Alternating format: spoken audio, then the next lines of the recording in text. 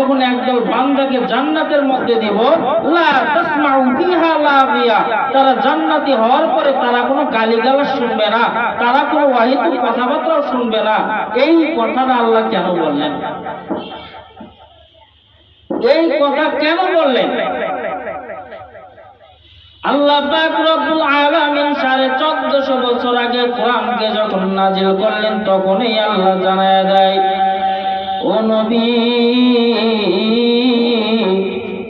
সেই জমানার মধ্যে যখন আপনার উম্মতরা পতিত হয়ে যাবে, সেই জমানার মধ্যে যখন আপনার উম্মতরা চলে যাবে, আপনার উম্মত যদি কোনো ভালো কাজ করতে চায়, একদল আপনার উম্মতকে নিয়ে ঠাট্টা মশকরা করবে। আপনার উম্মতরা যদি দ্বীনের কোনো কথা বলতে চায়, আপনার উম্মতদেরকে নিয়ে তারা ঠাট্টা মশকরা করবে।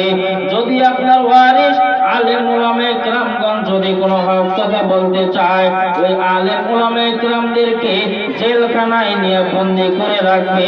ও নবী, আপনি আপনার উম্মতদেরকে জানায় দেন, যদি সে জমানার মধ্যে জেলও খাটতে হয় যেন জেলও খাটে, গালিও শুনতে হবে, গালিও খাবে, কিন্তু আপনার উম্মতদেরকে জানায় দেন, দুনিয়ার মধ্যে যা কষ্ট করার তারা করবে, কিন্তু কিয়ামতের ময়দানে আমি আল্লাহ যখন তাদেরকে জান্নাতের মধ্যে দিব, তাদেরকে কেউ আর গালিও দিতে পারবে না, তাদেরকে কেউ আর অহেতুক কথা বলতে পারবে না।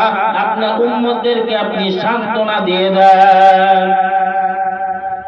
গণতান্ত্রিক দেশ এর অর্থ হলো যে তার নিজের স্বাধীনতা প্রকাশ করতে পারবে, কিন্তু আফসোসের বিষয় হলো কথা শর্ত, যদি কোনো আওয়াম মানুষ নিজের কথা প্রকাশ করতে পারে, কিন্তু ওলামায়ে কেরাম যদি হক কথা বলতে চায়, ওই ওলামায়ে কেরামকে জেলখানার মধ্যে বন্দী করা হয়। এটা মূলত গণতান্ত্রিক দেশ না, এটা হয়ে গেছে স্বার্থিক দেশ। এটাই কথা বাস্তব। একটা কথা মনে রাখবেন, যত আলেম ওলামায়ে কেরামগণকে জেলখানার মধ্যে বন্দী করে রাখা হয়েছিল, আল্লামা দিলওয়ার হোসেন সাঈদীকে 13 বছর জেলখানার মধ্যে বন্দী করে রাখা হয়েছিল, আল্লামা মামুনুল হককে যেমন অপবাদ দিয়ে জেলখানার মধ্যে রাখা হয়েছিল, জুনায়েদ বাবলুনিকে যেমন অপবাদ দিয়ে 19 দিনের রিমান্ডে দেওয়া হয়েছিল। কিন্তু যুবক মনে রাখবা, আল্লাহ পাক রব্বুল আলামিন বলেন, লা তাকনাতু মির রাহমাতিল্লাহ, ও বান্দা, আমি আল্লাহর রহমত থেকে তোমরা নৈরাশ হবে না। ও মুসলমান, যতই তারা চক্রান্ত করুক না কেন, যতই তারা মুসলমানদের বিরোধিতা করুক না কেন, একটা কথা মনে রাখবা, যত আলেমদের হাতের মধ্যে হাত করা লাগে জেলের মধ্যে ভর্তি করছো, যদি তাদেরকে জেলের মধ্যে ভর্তি আসামি হিসেবে না কইরা, তাদেরকে যদি শিক্ষক বানায় তুমি জেলের মধ্যে রাখতা, জেলের কোনো কয়েদি তারা মূর্খ থাকতো না, সবাই জ্ঞানী আলেম হয়ে যেত। কিন্তু দুঃখের বিষয়, আল্লাহ বলে, বান্দা, আমি আল্লাহ তোমাদেরকে জমিনের মধ্যে ছেড়ে দিছি, বান্দা কত উঠতে পারবে ওর, কিন্তু আমি আল্লাহ যখন নাটাইটা ঘোরা শুরু করব, আমি আল্লাহ যখন তোমাদেরকে ধরা শুরু করব, ওই সময় কিন্তু তোমরা ছাড় পাবা না। ছোট বাচ্চারা বাতাস আসলে ঘুড়ি উড়ায়, ঘুড়ি নাটাই শুধু ছাড়তেই থাকে, যত উপরে উঠে বাচ্চা তত খুশি হয়।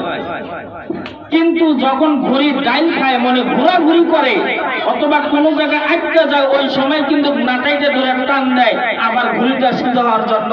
ঠিক তদ্রূপ ভাবে আল্লাহ বলেন, বান্দা, আমি আল্লাহ তোদেরকে জমিনের মধ্যে পাঠাইলাম, ওই ছোট বাচ্চার খেলনা দেখে ভালো করে শিখা রাখ। যদি তুমি আমি আল্লাহর বিরোধিতা কোনো কথা বলতে চাও, যদি ইসলামের দিকে কোনো হাত বাড়াইতে চাও, আমি আল্লাহ তোমাকে ধ্বংস করব না, আমি আল্লাহ শুধুমাত্র উপর নাড়া দিব, ওই নাড়ার মধ্যে বান্দা তুমি টিকতে পারবা না।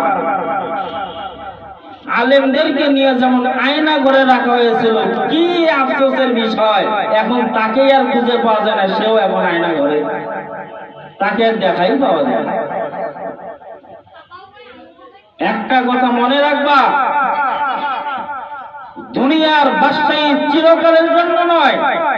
কই তোমার পুলিশ, কই তোমার আর্মি, কই তোমার বিডিআর, কই তোমার র্যাব, কই তোমার সেনাবাহিনী? প্রত্যেক সেক্টরের মধ্যে তোমার নিজের লোক দিয়ে সাজানো ছিল। পুলিশের সেক্টরের মধ্যে তোমার নিজের লোক, আর্মির সেক্টরের মধ্যে তোমার নিজের লোক, বিডিআর সেক্টরের মধ্যে তোমার নিজের লোক, সেনাবাহিনী সেক্টরের মধ্যে তোমার নিজের লোক।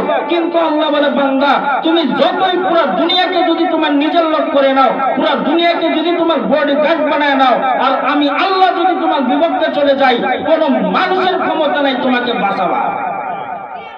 বাঁচাইতে পারছে? বাঁচাইতে পারছে? পারবেও না।